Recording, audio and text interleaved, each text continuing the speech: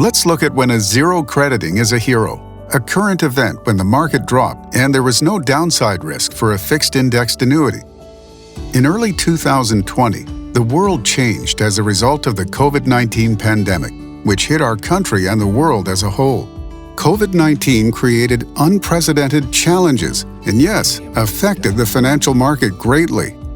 On February 19th, the S&P peaked at 3386, and in just 33 short days, it dropped nearly 40% down to 2237. To demonstrate the impact of a 40% loss, let's look at some simple numbers. If you had $1,000 in the market and lost 40%, you would now have $600. What would it take to get back to where you started? Most would think just 40%.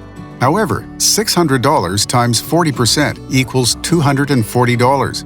That only gets you back to $840. So, you would need more than 40%.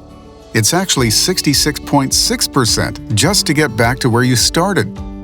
What if you had something in place that would keep your money from dropping into these negative numbers? Even a 0% loss would be better than a 40% loss. In such a case, zero really would be your hero, the equivalent of the 66.6% necessary to get back to where you started.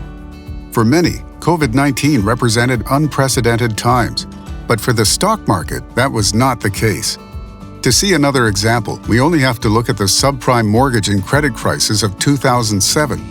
On October 9th of that year, the S&P peaked at 1565, and over the next 517 days, it dropped nearly 57%, down to 677.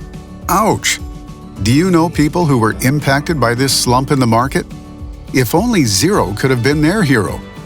And another recent example that most remember living through happened at the turn of the century with the dot-com bubble to the dot-bomb burst. This time, March 24, 2000 represented the S&P's peak of 1527, only to be followed by a 929-day drop of 49%, landing at 777.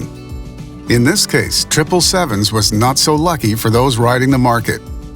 Do you think you could have ridden that roller coaster for nearly 3 years? Or would you have been wishing you had zero as your hero? These are just 3 recent examples of peaks and troughs in the market. You don't have to look too hard to see many more on the road behind us, and it doesn't take a crystal ball to realize there will be more to come. The only question is, will you ride the market down with all the others, or will you allow zero to be your hero?